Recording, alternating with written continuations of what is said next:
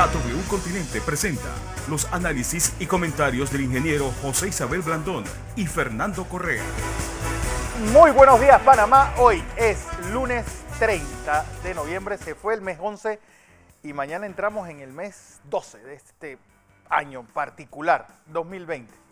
Bueno, un día en el que consternación por el caso de Gilberto Ventura Ceballos y todo lo que rodeará este caso y que será discusión. Panamá respeta los tratados de extradición y los tratados que hace con los demás países. ¿Y qué dice nuestra norma? Bueno, ¿qué fue lo que pasó en la USMA? ¿Y por qué ahora unos dicen que hay que presumir la inocencia, los que antes hacían los linchamientos mediáticos? Y más ahora, con algo tan burdo. Ese era el representante de la USMA, o de los jóvenes, en la Comisión de Reformas Electorales. Y la pregunta es, ¿quién está manejando realmente estas reformas? ¿Y con qué fin? Día en el que pues, siguen llegando propuestas a Ágora para el diálogo del Bicentenario. ¿Qué se busca detrás de esto? ¿Y qué estamos tratando de realizar? En un momento en el cual vuelve la violencia a estar en primer nivel en nuestro país. Y el asesinato del asesor legal del municipio de Colón, además de ese asesinato con saña de una unidad de la Policía Nacional en el área de Felipillo. Hay menores de edad y adultos capturados. Bueno, además, pues, la semana pasada, rozamos los 10.000 casos de coronavirus. Pues, ¿qué está pasando? Y parece que esta pandemia nuevamente se nos sale de control. ¿Y qué nos espera si estos números siguen así? Pues Joe Biden fue un susto, no hubo fractura, es un esguince de tobillo y que, bueno, el presidente electo va a tener que usar estas botas de sujeción para pues, seguir en su labor en un momento en el cual parece que las vocerías del nuevo presidente de Estados Unidos serán mujeres. Don José. Buenos días, Fernando. Buenos días. Buenos días a toda nuestra audiencia que nos sigue en KW Continente, radio y por televisión en Canal 21. Lunes 30 de noviembre 2020, último día del mes 11º. Una luna llena, Fernando, caía sobre la ciudad envuelta en nubes que presagian que algo de lluvia iba a caer en la mañana o en la tarde. En la tarde de hoy. Pero una hermosa luna se prendía con timidez, espectáculo que usted no se debe perder, porque además es gratis. Sí, para variar. Y le llena el espíritu esa belleza de la naturaleza. Alguna cosa importante, Fernando, usted ha oído de la doble circulación. La doble circulación de Xi Jinping. No es un concepto nuevo, Fernando. Este es un concepto económico que tiene sus raíces en muchas teorías económicas. ¿Qué es lo que quiere decir el presidente Xi Jinping con la doble circulación? Bueno, esto fue discutido en el Congreso del Partido Comunista Chino, por ahí para octubre, que se mantuvo secreto. Lo que él está planteando, lo que está planteando el gobierno de la República Popular China es desarrollar el mercado interno con prioridad para depender menos del mercado externo para comerciar. Wow. Y eso significa que un mercado de 1.400 millones más el regional le será suficiente, pero tendrá que importar materia prima. Porque no lo tiene ni ahí ni en sus vecinos. Entonces esta doble estrategia le va a dar una importancia internacional al comercio internacional, pero con más énfasis hasta que, según ellos, se estabilice la situación internacional del comercio. Así están pensando los chinos.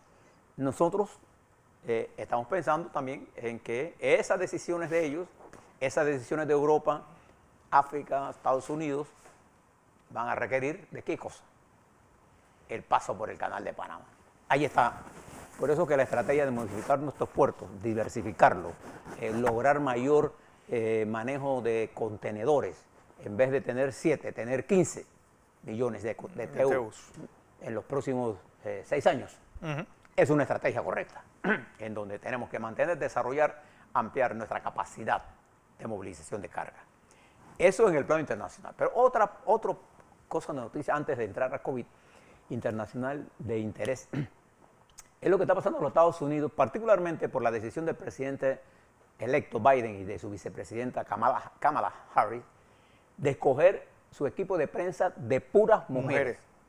Y no son le estoy hablando de que el papel de la mujer, no solamente en los Estados Unidos, bueno, Estados Unidos tiene su primera vicepresidenta electa, mujer. Y no solo la mujer, no es una mujer blanca, es una mujer...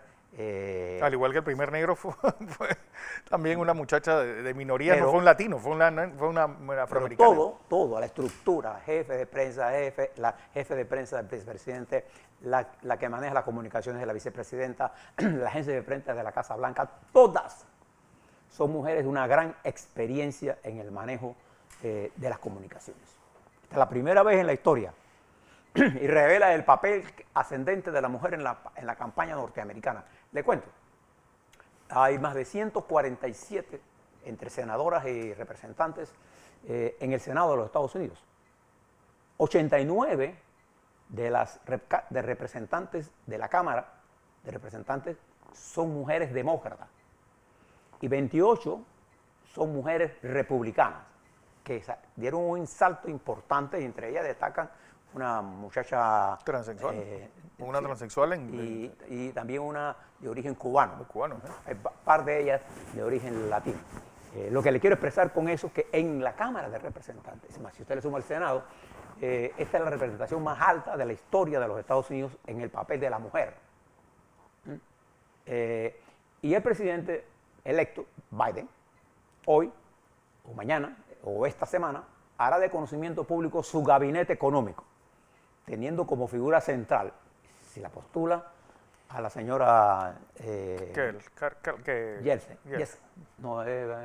Yellen.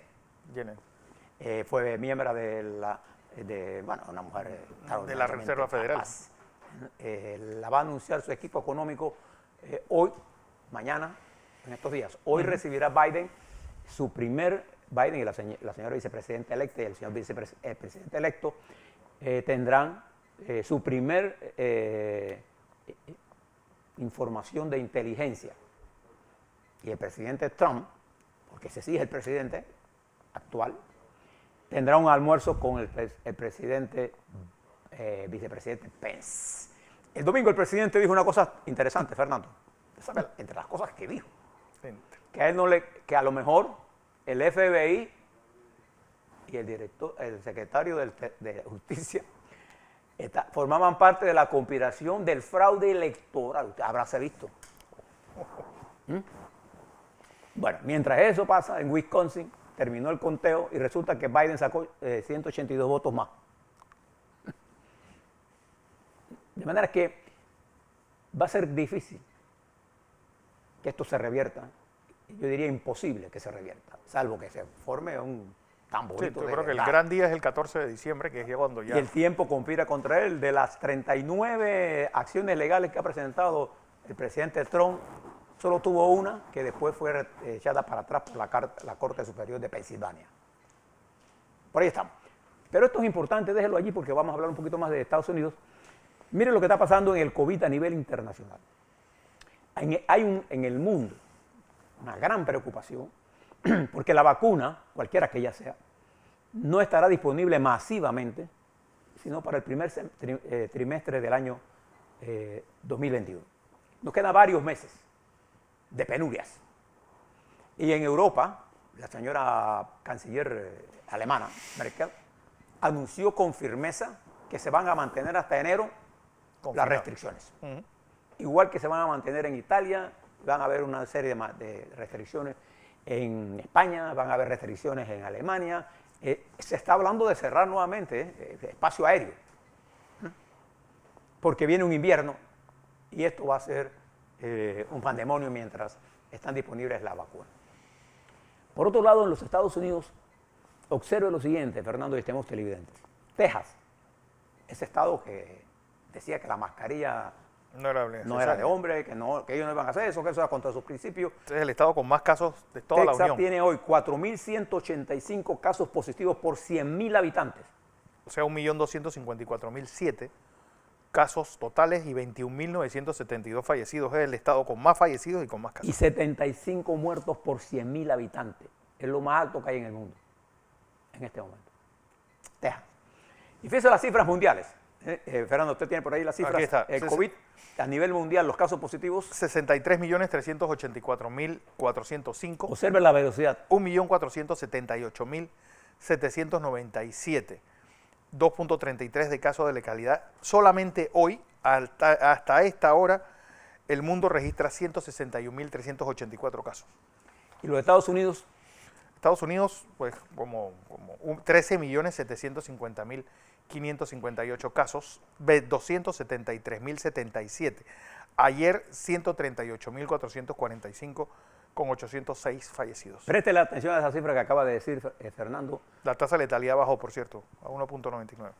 Preste la atención a eso porque los informes del jueves, viernes y sábado se encuentran alterados porque más de 20 estados de los Estados Unidos, recuerda que están en el fin de semana de Acción de Gracia, no reportaron las cifras.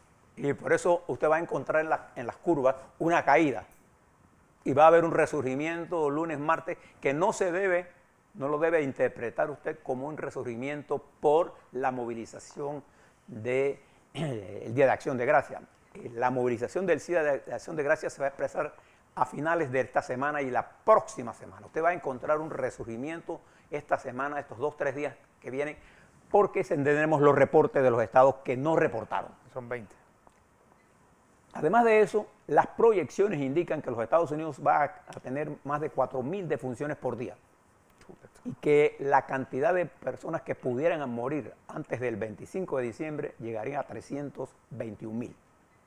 La situación en los Estados Unidos es de tal gravedad que ya los hospitales comienzan a sentir que ya están a capacidad completa en algunos estados de los Estados Unidos. Y los médicos y enfermeras anuncian que no tienen equipamientos. Y esto es un problema porque la vacuna Pfizer va a ser considerada por la agencia de drogas el 10 de diciembre. El FDA. Eso va a tener una semana y media para los que son de casos urgentes. Ellos están preparados porque ya tienen vacunas suficientes para llevarles a aquel personal que el CDC decide esta semana quiénes son. Y obviamente comenzará, igual que comenzará aquí, con el personal de salud, que es el primero que tenemos que vacunar. Y el personal de seguridad que nos ayuda a mantener esto y después los de alto riesgo. Eso es una lista que lo hacen las autoridades de salud. En los Estados Unidos se presume que la vacuna estará disponible para estos sectores en la segunda quincena de diciembre. Y para la población en general estará disponible para los primeros meses del año 21, mientras el sufrimiento estará. Y el presidente de los Estados Unidos, Donald Trump, ha desaparecido del mapa. Mapa de la pandemia. Ya él no habla de pandemia. Él está concentrado en que le robaron las elecciones y qué va a hacer después, si va a la inauguración, si no va a la inauguración, mientras en los Estados Unidos sigue muriendo la gente. Esa es una realidad lastimosa. Fíjese, mientras eso está ocurriendo en nuestro continente, también el COVID sigue haciendo estragos. Colombia ya sobrepasó el 1.300.000, que es nuestro vecino aquí, Fernando. Colombia, exactamente, ya está, Colombia, 1.308.376 casos, 36.584 fallecidos ayer, 8.763 y 183 fallecidos, tasa de letalidad de Colombia 2.80. Y ahora se va a presentar un problema porque en Venezuela el presidente Maduro habla de una apertura en diciembre. Porque él dice que él tiene una molécula que está dándole a los venezolanos que... Eso significa una zona abierta de movilización y que va a tener un problema serio. En nuestra región centroamericana, incluyendo Panamá, en Sudamérica, Brasil, Argentina, Chile, aparte de los problemas políticos, el COVID sigue siendo un problema. Algunos problemas importantes. Fíjese que el fin de semana, Fernando, las manifestaciones en Guatemala. Con 121.971 casos y 4.600. Pero la gente no está concentrada en el COVID. Ese es el gran problema, que tú te pierdes. Ellos están concentrados en la presidencia, ellos quieren votar a Yamatei. Ya, punto. Este no es el que sirve y será el Congreso. Y los indígenas se han sumado a esto y las protestas se incrementan. A pesar de que la OEA dice que va a ir, que va a hacer un diálogo, nadie cree en la OEA. Esa es la verdad. Cosa parecida está pasando en Perú, En Perú, en donde ya no le están pidiendo al presidente nuevo solución, porque es que puede solucionarle en 7 meses, que se use abril para la reforma estructural del Estado peruano. Y en Chile, las manifestaciones por las pensiones, que ya se aprobó, ¿eh? El Senado, a pesar de Piñera, lo ha aprobado. Y el domingo hubo elecciones en Brasil ayer, y en las alcaldías de mayor peso, que son Río de Janeiro y San Pablo, ganó el centro derecha. La derecha en Brasil, el centro de la derecha, ha aprobado que ya no necesita a Bolsonaro. Y la izquierda ganó en algunas áreas de pequeñas. Todavía no tenemos los resultados, pero lo que sí sabemos es que los candidatos de Bolsonaro perdieron. Y que el movimiento victorioso es el centro derecha en Brasil. En las elecciones de la alcaldía más importante. Recuerde que hubo elecciones generales en las cuales se dividió entre el centro derecha y la izquierda.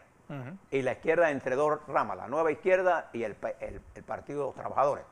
Pero entre esos 3 grupos se concentró la victoria. El gran derrotado fue Bolsonaro. Bueno, ahora en las grandes, el gran victorioso es el centro derecha, que es el partido que siempre ha dominado en las elecciones allá. Con respecto a las vacunas, nosotros debemos destacar las siguientes cosas. No esperemos milagros de las vacunas. Ya van a venir por ahí el chorro de denuncias. Recuerden que estamos en medio de una competencia comercial. Sí, eso es lo que hemos perdido de vista. Entonces, no nos olvidemos de que esto no es que la vacuna es... No, esto representan intereses multimillonarios y van a pelear. Ya en la India aparecen acusaciones contra AstraZeneca. Si son verdad o son mentiras, tómelo como una guerra que viene. Pfizer tiene que tener la aprobación el 10 de diciembre y una forma rápida podría el sistema federal aprobarlo para las áreas de urgencia y entonces masificarlo. Mover la vacuna de Pfizer a los niveles de refrigeración que se requiere va a ser toda una odisea, incluyendo para nosotros. Y AstraZeneca se ha dilatado. Y Moderna está por allí, de manera que vamos a tener vacunas, pero no a la velocidad, bueno, muy rápida, pero no a la velocidad que usted está esperando. Y entonces vamos a tener varios meses de sufrimiento. Las cifras en Panamá también, Fernando, nos alertan sobre problemas muy serios. Pero termino con algunas cosas que están pasando en el mundo, Fernando. Observemos el continente africano y el continente asiático, particularmente lo que está pasando en Tailandia. ¿Y por qué a nosotros nos interesa todo eso? Porque en todos esos lugares hay estrechos de comunicación marítima que afectan nuestro comercio. En África, por ejemplo, la situación de Nigeria, los asesinatos masivos. Ayer hubo un asesinato de 120 personas, 45 campesinos asesinados. La guerra de Etiopía, en la que los bombardeos ya llegan hasta Eritrea. La situación de Irán, en donde se asesinó al principal investigador nuclear y que se considera una humillación para Irán, e Irán responsabiliza a Israel, ha creado un nuevo elemento de tensión. Y ya veremos cuál será la reacción de esta nación.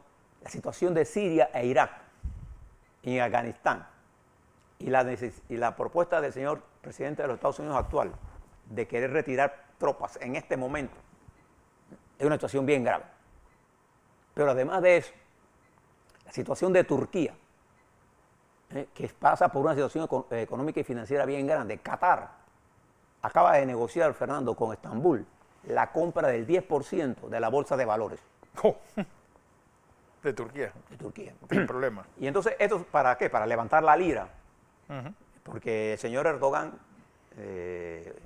bueno, en el golpe hubo más de 25.000 personas detenidas y miles fueron ejecutadas. Y 100.000 votados de sus trabajos, por Pero, creer que estaban ligados solo al porque el presidente pensaba que estaban involucrados en eso. Entonces, esta situación se agrava por la tensión que se está generando entre China y Australia. China subió primero los aranceles de la cebada y dos, subió en 200% los aranceles al vino australiano. Eso para no importarlo. Claro. Y se encuentra China en un conflicto comercial con Australia y en un conflicto comercial y militar con la India.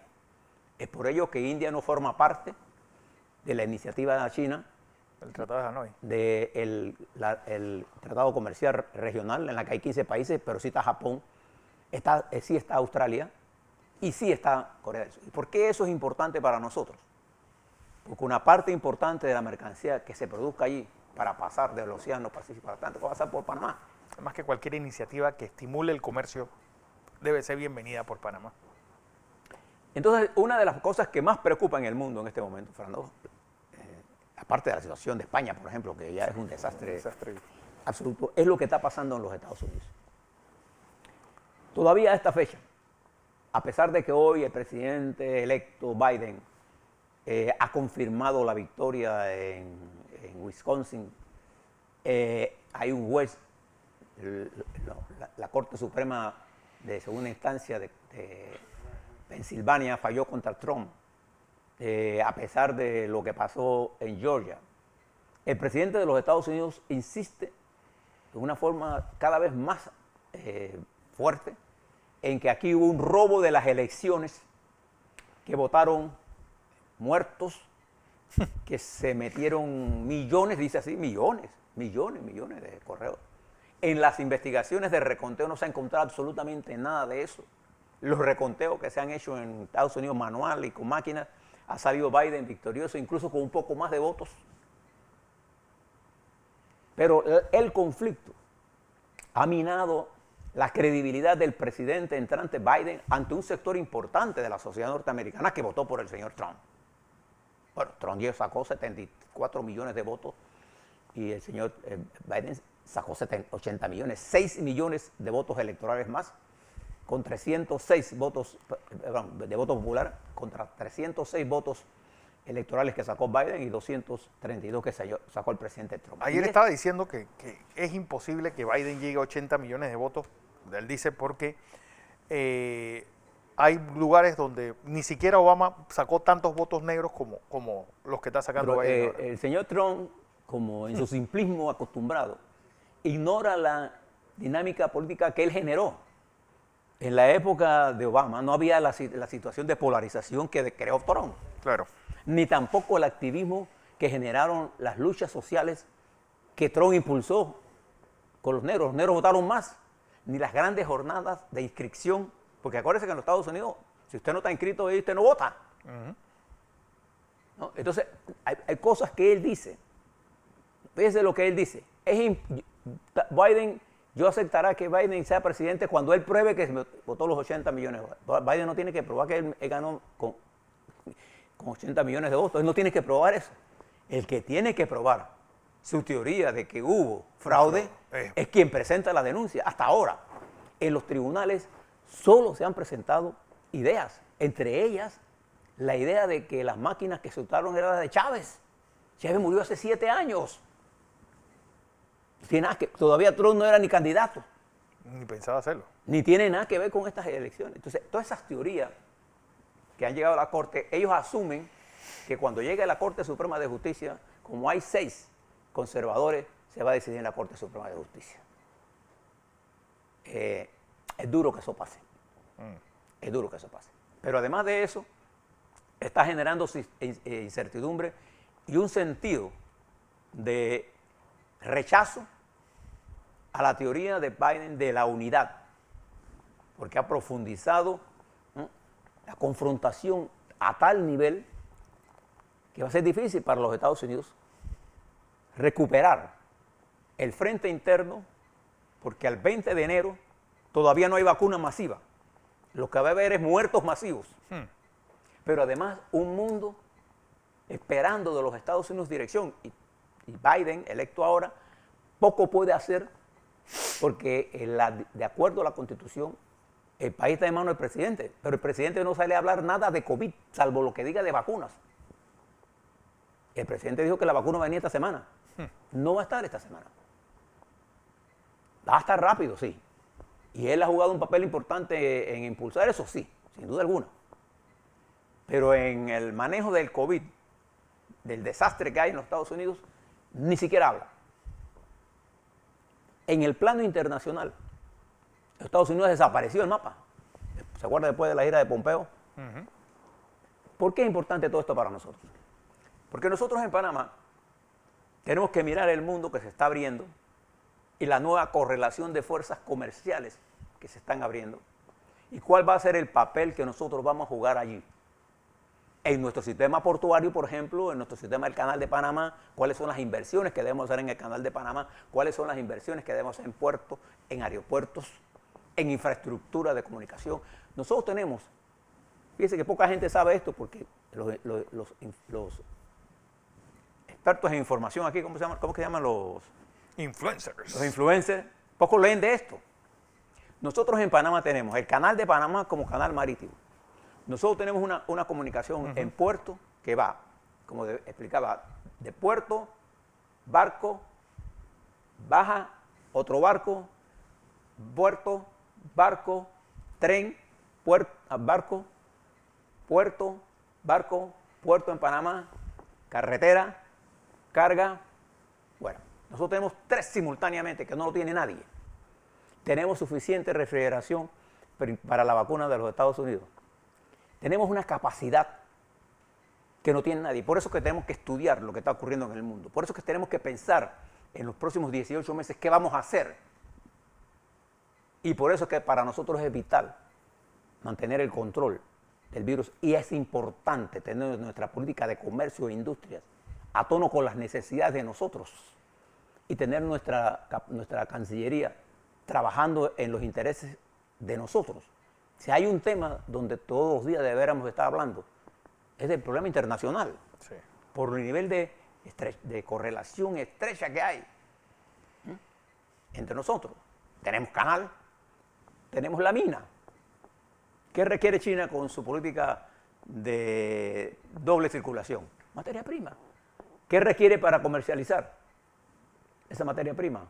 Pasar de un océano grande a otro. ¿Cuál es ese? Panamá, entre otros.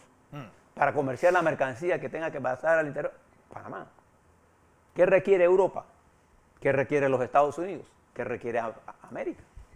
Todas estas cosas son importantes y por eso nosotros tenemos un segmento para usted. A la vuelta, Fernando, vamos a hablar sobre COVID Panamá, los problemas que estamos teniendo serios.